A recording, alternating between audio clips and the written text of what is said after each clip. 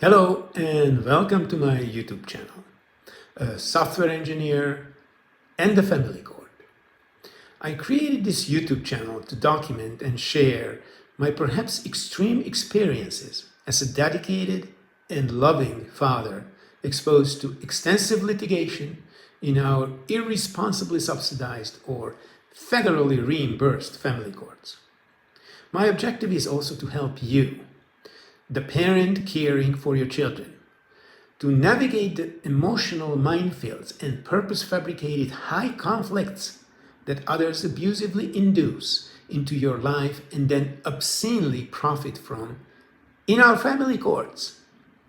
I promise you to reveal practical tips and tricks, fact-based details and analysis, and ultimately elements of an algorithmic approach using rule-based or mathematical theorem provers and already commoditized and effectively free generative AI.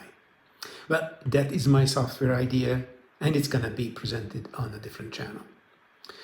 The judicial context. To provide you with an immediate context, I recently submitted my fourth petition to the US Supreme Court after repeatedly petitioning the Massachusetts Supreme Judicial Court as well. Will our high courts grant my petitions?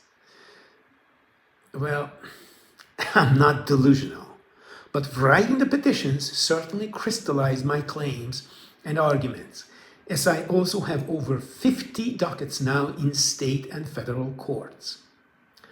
So, for your convenience and for the precise legal details, I have posted the abbreviated and redacted relevant copies of my latest court filings at the links below.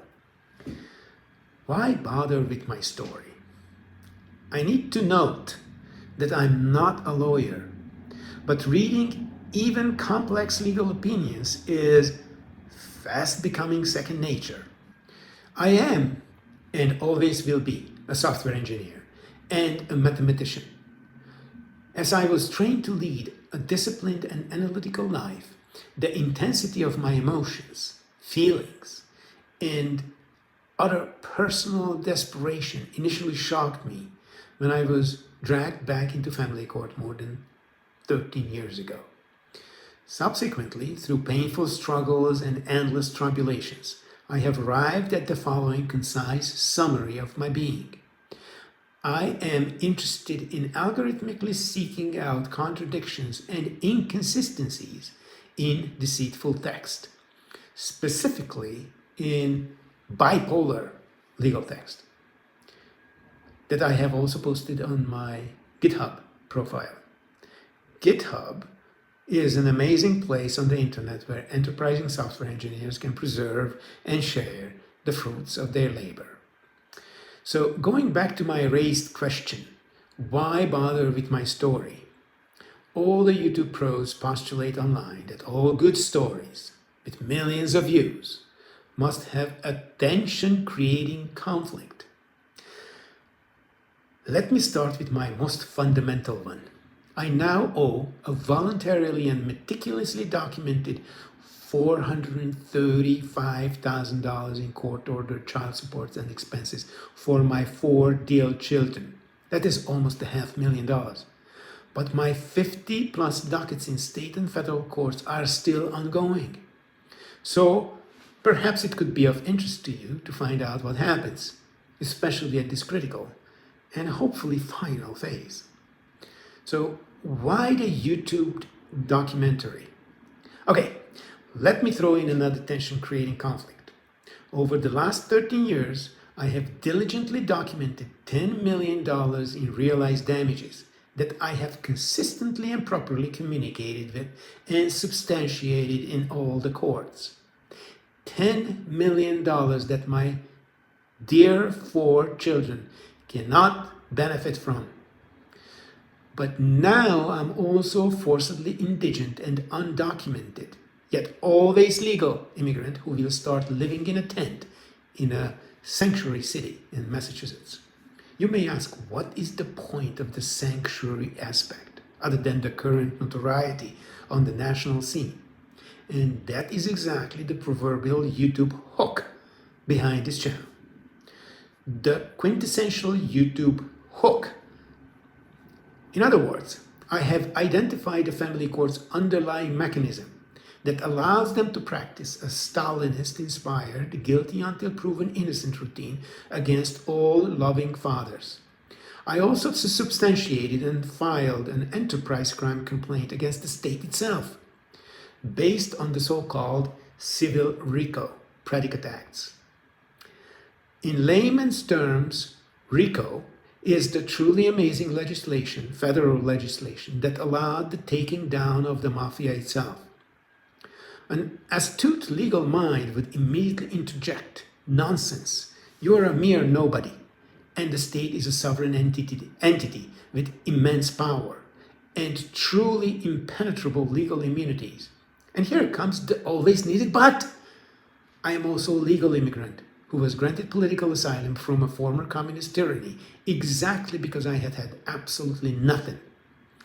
Yet the careless and always profiteering family court, please hit the like and subscribe buttons now so you don't miss the to be unpacked proofs, held me guilty for not paying child support because I somehow had hidden assets in a foreign land.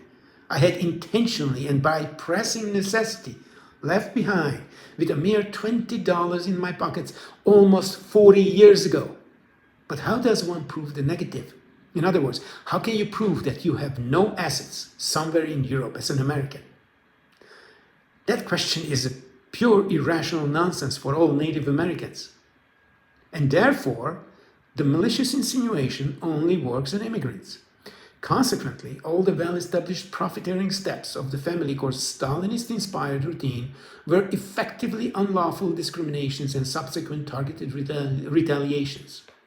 And by law, per the US Congress for Title VI, not even the state has immunity to do that, as long as they are receiving federal assistance, which in the case of child support, of course they do.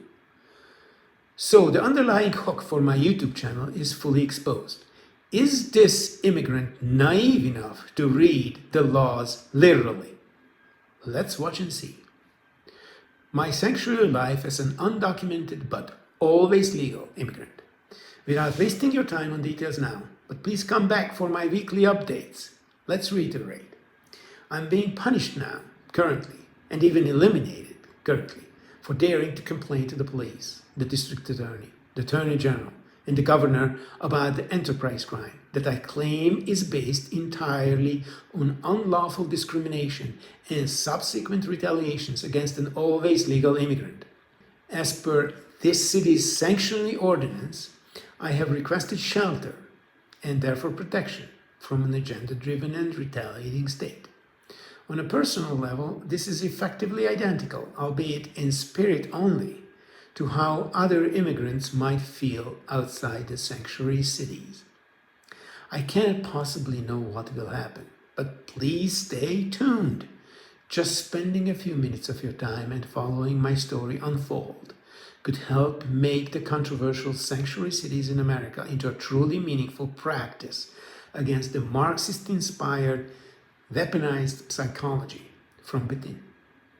As always, thank you for your time, and please check out my quick status updates, my upcoming YouTube shorts. Bye.